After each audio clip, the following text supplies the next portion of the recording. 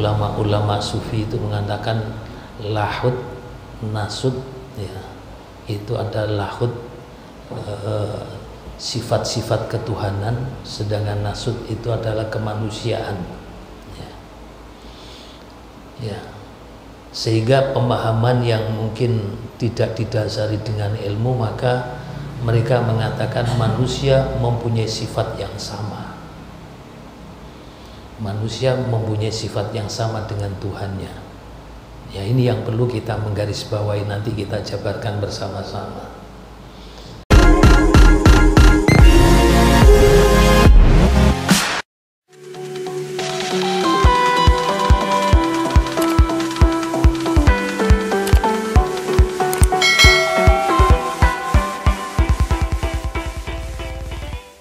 Ila hadratin Nabi Mustafa Sayyidina Muhammadin sallallahu alaihi wasallam wa ala alihi wa ashabihi wa azwajihi wa auladihi wa dhurriyyatihi wa ahli baiti ajmain, summa ila hadrati abaihi wa ikhwanihi minal anbiya wal mursalin wal malaikatil muqarrabin wal karubin was suhada'i was salihin wa ahli kulli wa ashabi kulli, summa ila hadrati abina Adam wa ummina Hawa wa ma tanasala bainahuma ila yaumil qiyamah, summa ila hadrati sadatina wa mawalina wa a'immatina wa ila hadrati Sayyidina Abu Bakrin wa ila hadrati Sayyidina Umar wa ila hadrati Sayyidina Utsman wa ila hadrati Sayyidina Ali karamallahu wajhah wa ala baqiyatu sahabati wal qarabati wat tabi'i wat tabi'i tabi'in lahum bi ihsani ila yaumiddin, summa ila hadrati sultani awliya ghaisil a'zamil qudumil alamin Sayyidina Syekh Abdul Qadir Jilani radhiyallahu anhu, summa ila hadrati ahli silsilah majlis ta'lim ilmu tauhid, khususan ila hadratin Nabi Mustafa Sayyidina Muhammadin sallallahu alaihi wasallam, summa ila hadrati Imamul Azhari, summa ila hadrati Syekh Haji Syarif, summa ila hadrati Syekh Haji Faqih wa usulihim wa furu'ihim wa ahli silsilatihim wa ala khidina inhum, summa ila hadrati walidina wa walidikum wa masyaykhina wa masyaykum wa amwatikum wa liman ahsana ilaina wa liman lahul haqqu alaina wa liman husana wa qalladana indaka bidu'ail khair, summa ila hadrati jamil mu'minina wal mu'minat wal muslimina wal muslimat syai'ulillahi lahumul fatihah.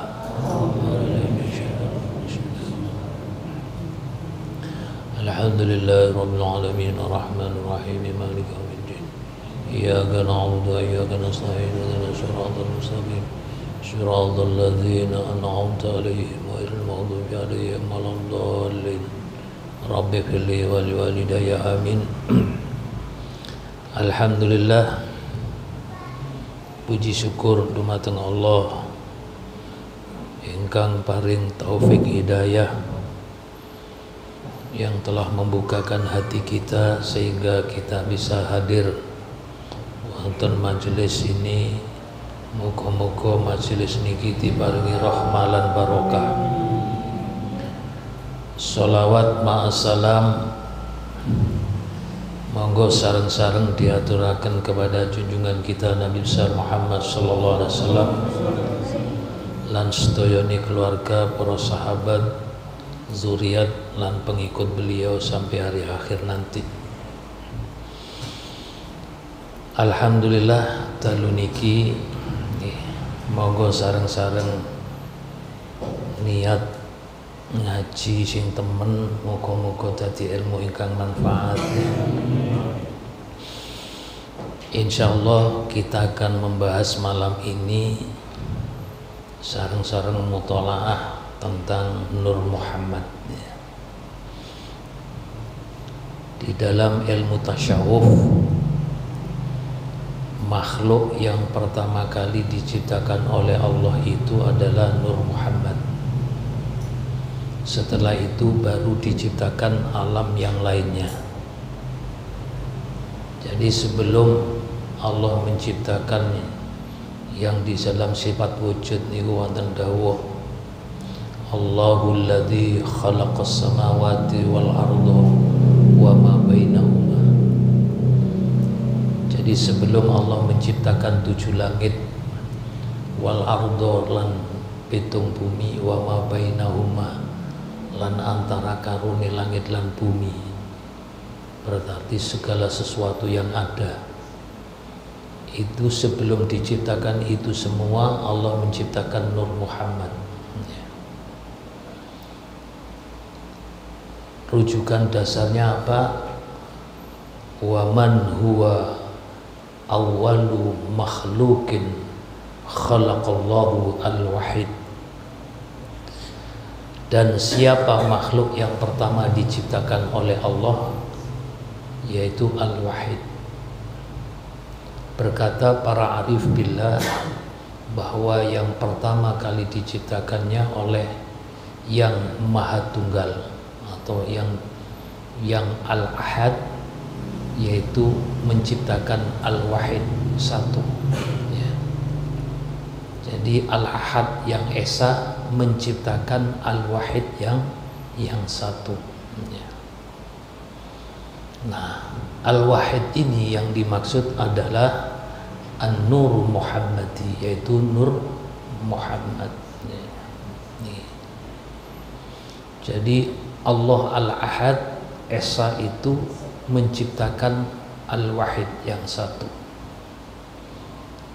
Yang dimaksud Al-Wahid adalah An-Nur Muhammadi, yaitu Nur Muhammad. Satu Al-Wahid itu nanti bisa menjadi berbilang, ya. Bisa menjadi berkembang lebih banyak lagi. Itu dari kata Al-Wahid, ya. Sedangkan Al-Ahad yang menciptakan Esa itu tidak berbilang. Esa satu yang tidak ada duanya. Sedangkan Al-Wahid yang diciptakan itu satunya berbilang, sehingga nanti berbilang-bilang sampai jumlahnya banyak. Itu sumbernya dari Al-Wahid, dari satu.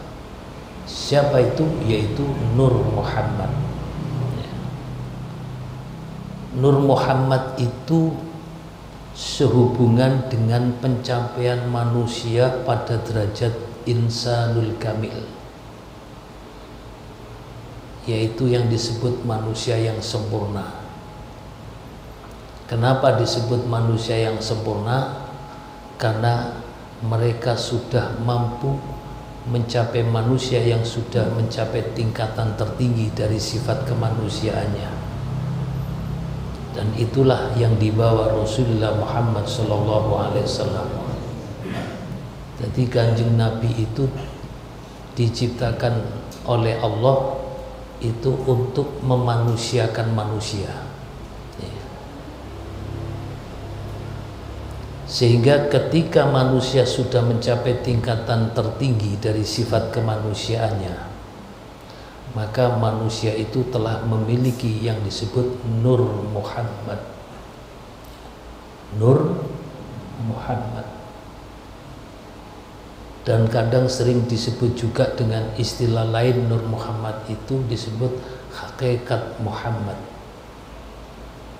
atau bisa disebut Ruh Muhammad. Ya. Jadi insan kamil itu menurut setengah pendapat Ibnu Arabi merupakan manunggal atau wihdatul wujud, ya. Ya, kesatuan wujud yang esa, ya. Tapi tadi sudah dikatakan Al-Wahid esa ini nanti berbilang banyak, ya. Al-Halaj menjadi kontroversi sampai detik ini, padahal beliau itu adalah sosok kalangan ulama sufi, ya. Al-Halaj mengatakan ketika seseorang mencapai tingkatan hulul, ya, hulul itu adalah faham yang menyatakan bahwa Tuhan itu menampakkan kepada makhluknya, memiliki tubuh manusia tertentu untuk diambil tempat di dalamnya, sehingga sifat-sifat kemanusiaan yang ada di dalam tubuh manusia itu dihancur leburkan atau difanakan. Itu al-Halaj. Nah, sehingga pengikut-pengikut yang tidak mengerti karena belum menghancur leburkan tubuh manusianya, mereka mengatakan ungkapan yang sama, itu yang tidak boleh. Nah, karena kemungkinan di dalam diri manusia itu terdapat sifat ketuhanan yang disebut, ada istilah di dalam ulama-ulama sufi itu mengatakan lahud nasud, ya, itu ada lahud sifat-sifat ketuhanan, sedangkan nasud itu adalah kemanusiaan, ya. Ya. Sehingga pemahaman yang mungkin tidak didasari dengan ilmu, maka mereka mengatakan manusia mempunyai sifat yang sama. Manusia mempunyai sifat yang sama dengan Tuhannya. Ya, ini yang perlu kita menggarisbawahi, nanti kita jabarkan bersama-sama. Ya. Insan kamil itu adalah bentuk atau surah yang paling sempurna di antara ciptaan Allah. Ya. Sehingga insan kamil itu merupakan miniaturnya alam, yang sering beberapa hari mungkin kalau nanti nyampeaken, al-insanu alamul asrar. Ya. Di dalam diri manusia itu terdapat alam mikro, alam kecil, ya. Alam kecil. Ya.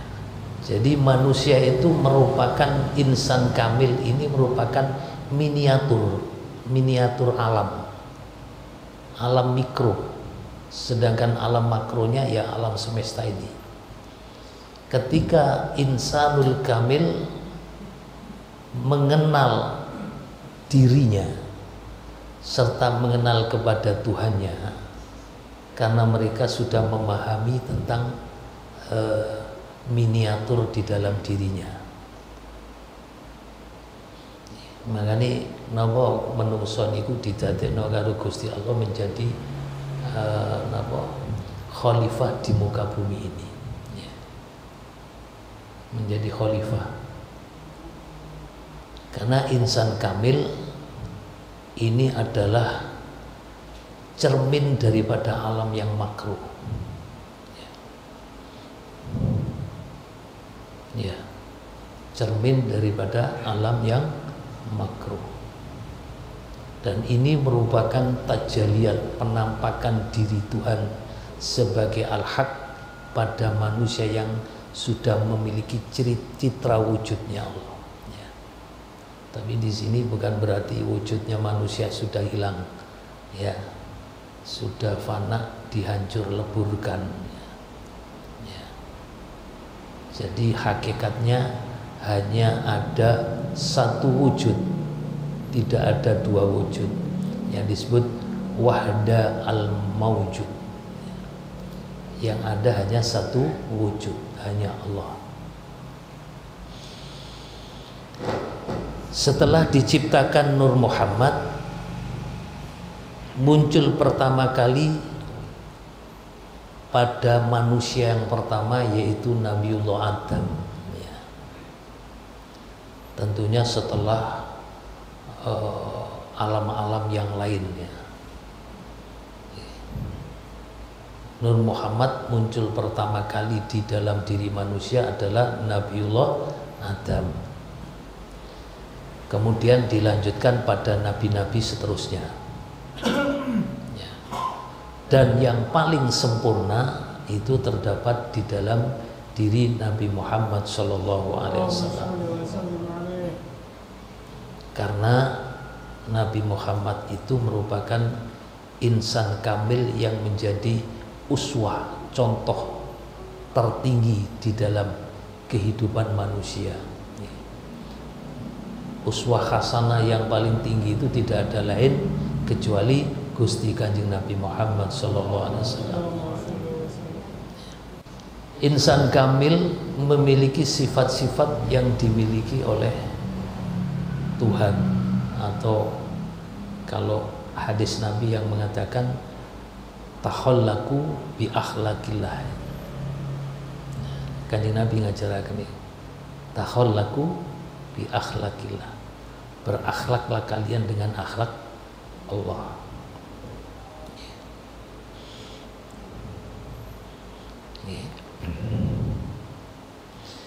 Jadi sifat-sifat insan kamil itu merupakan sifat yang dimiliki oleh Sang Maha Pencipta, tetapi kita tidak boleh menyamakannya. Contohnya yang nopo, seperti hidup, Allah punya sifat hayat, urip. Sedangkan insan kamil juga memiliki sifat hayat. Allah memiliki sifat ilmu, sedangkan insan kamil memiliki sifat aliman. Allah memiliki sifat iradah, sedangkan insan kamil memiliki sifat muridan. Allah memiliki sifat sama, insan kamil memiliki sifat sami'ah. Allah memiliki sifat basor, insan kamil memiliki sifat basirah. Allah memiliki sifat kalam, insan kamil memiliki sifat mutakalliman. Dalilnya juga sama.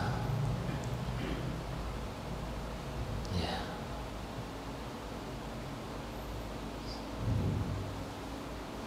Ada dawuh seperti Ruwaim itu mengatakan arifin itu seperti cermin. Nah, cermin ketika memandang cermin maka nampak jelas di situ ada Tuhan katanya.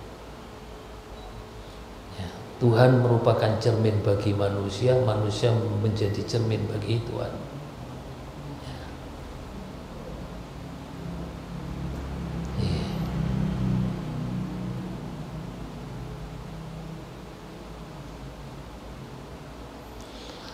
Dan Allah telah berjanji kepada dirinya sendiri untuk tidak merenungkan nama dan sifatnya selain pada insanul kamil. Nah, ini yang perlu digarisbawahi, insan kamil ini.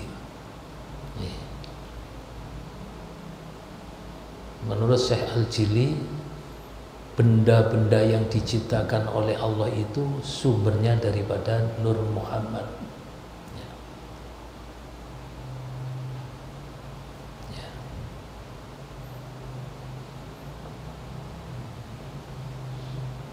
Tetapi yang paling sempurna Nur Muhammad itu adalah pada diri para nabi, dan lebih sempurna lagi adalah di dalam diri Nabi Muhammad SAW.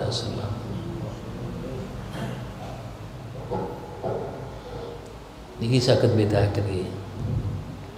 Jadi kesimpulannya Nur Muhammad itu bukan Nabi Muhammad, ya.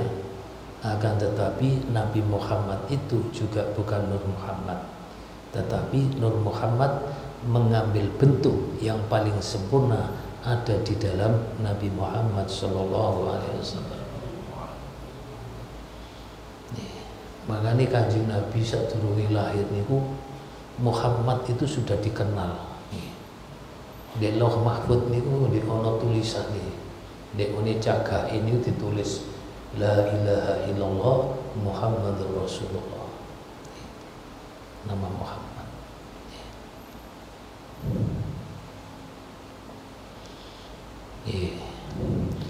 Oleh karena itu, meskipun Kanjeng Nabi Muhammad niku secara fisik niku sampun wafat. Akan tetapi Nur Muhammad itu tetap abadi langgeng.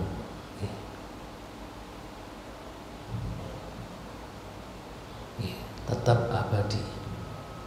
Dan Nur Muhammad itu dapat menampakkan dirinya pada seseorang yang masih hidup, tetapi yang dikehendakinya. Syekh Jili niku nate ningali Nur Muhammad menampakkan dengan jelas di dalam diri wujud di gurunya. Nih, tentunya sudah makomnya nih. Jadi saged ningali Nur Muhammad itu di dalam diri gurunya. Ya. Gurunya Syekh Al-Jili itu Syekh Syarifuddin Ismail Al-Jabarti.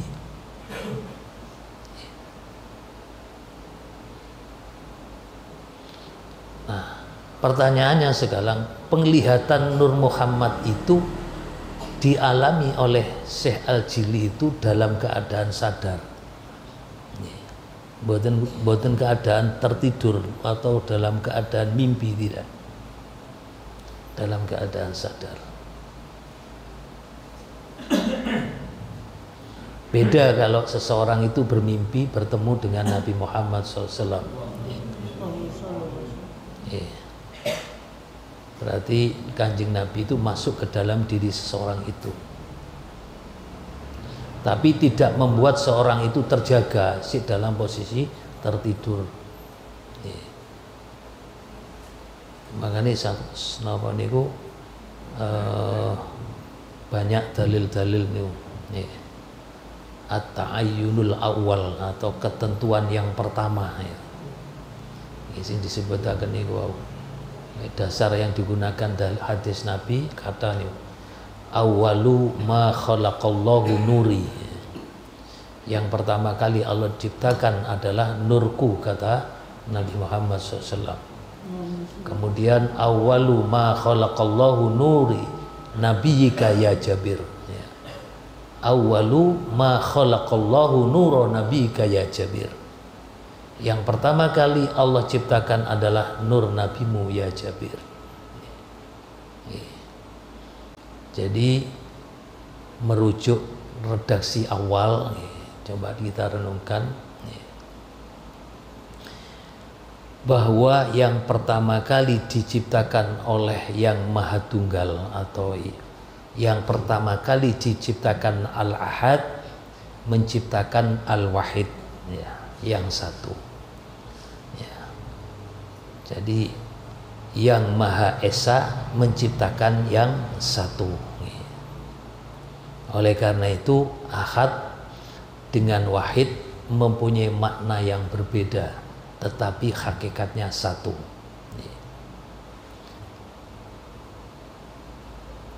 Paham ya?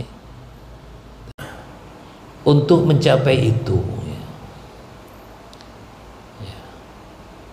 istilahnya mencapai insan kamil itu ada 3 tingkatan tanazul, ada tingkatan untuk kita turun.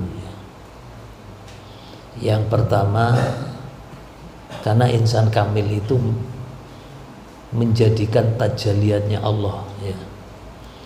Pertama adalah tajalli ahadiyah, tajalli ahadiyah. Tajalli ahadiyah itu kesatuan Tuhan. Insan kamil pada tahap ahadiyah ini, maka Allah dengan kemutlakannya keluar dari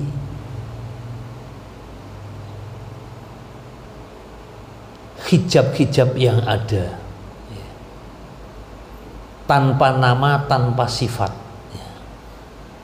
Itu ahadiyah. Nama Allah itu kan baru dikenalkan kepada Nabi Musa, ya. Tanpa nama, tanpa sifat. Baru kemudian tajalliyat yang kedua, tingkatan yang kedua, tanazul yang kedua, yaitu tajalli huya. Mungkin lek sing gelem napa niku talqin zikir ataqo niki akan diperjelas ini. Huya, huya, hu, dia, kediaan Tuhan, kediaan Allah. Sehingga ketika pada tahap huya ini baru nama dan sifatnya itu telah mulai nampak di situ. Ya. Jadi ahadiyah niku sadurunge jenenge wis ono, tapi nama dan sifat itu belum ada. Baru mengatakan huya, dia ini. Dia itu adalah sebutan nama. Jadi pada tahap tajalliyat huya itu nama dan sifat Tuhan telah mulai menampakkan diri.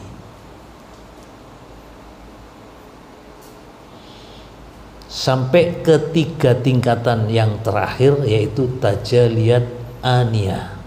Tajalli aniyah adalah keakuan Tuhan. Keakuan Tuhan. Pada tahap aniyah ini Tuhan menampakkan diri dengan nama sifatnya pada segala makhluknya. Aniyah. Kaya salat muwahhidin nggih. Sing iki sampeyan diterangkan. Jadi menampakkan diri nama dan sifatnya pada segala makhluknya. Tentunya dengan catatan, tidak semua makhluk ini, dengan catatan Allah itu akan bertajalli terbatas pada insan kamil, manungsa sing sampurna niku. Kaya Kanjeng Nabi contohnya manusia yang sempurna itu ketika Rasulullah itu napa mi'raj fana, ya, sudah fana baru itu tajalliyatnya Allah. Mudun itu adalah baqa'u billah, baqa'u fillah.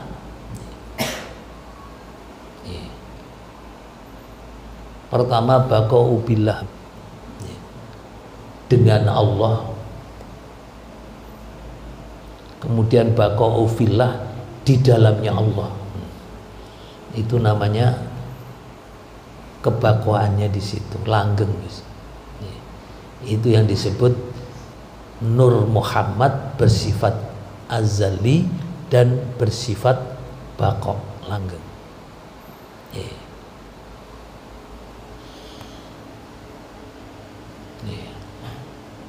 Jadi wong sufi niku lek kepingin mencapai derajat insan kamil niku melakukan torekoe itu, usaha-usaha itu ada 3 tahapan.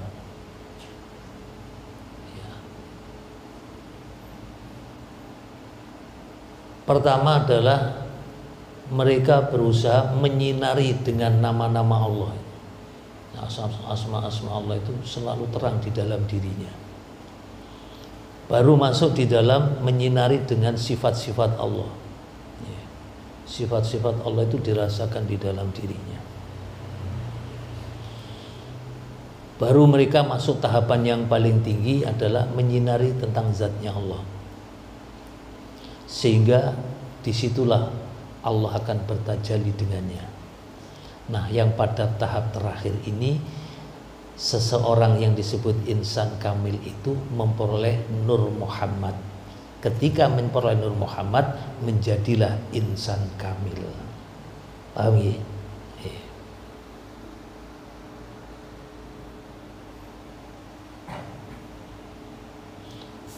Jadi sing pertama niku durung ana jeneng Allah niku sing dibahas itu al-wujud. Al-wujud itu artinya sang maha ada. Sang maha ada yang lain tidak ada. Niku ilmu akidah masuk niku pakai akal menen-menen.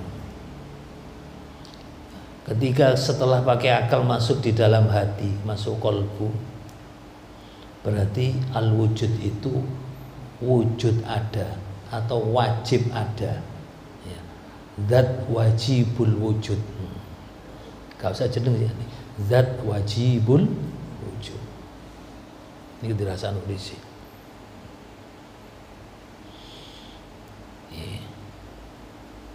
Cara ilmu di sekolah ini wonten kalimat ngenten redaksinya.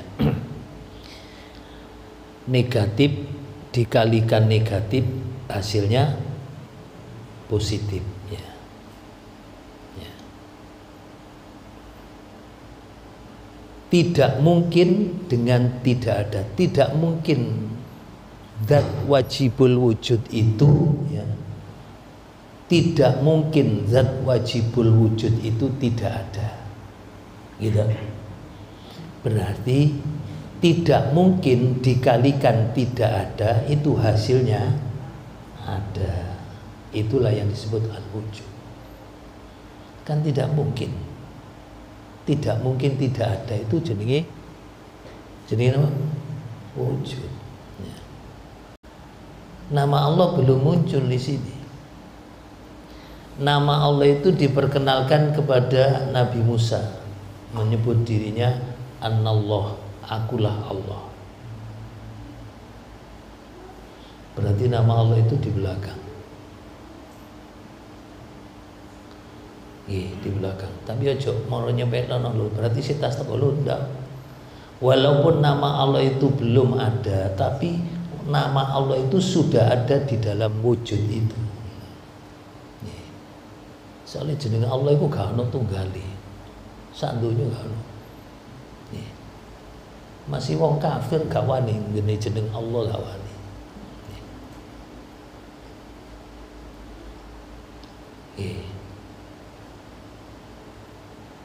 Tidak mungkin tidak ada hasilnya menjadi ada.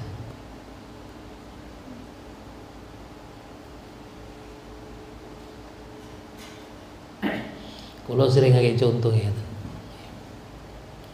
Contoh guyonan tapi ngene. Endok ambek pitik di sini ngene. Ya ta? Ya. Ini kadang-kadang bingung wong jawab endok ono sing jawab pitik.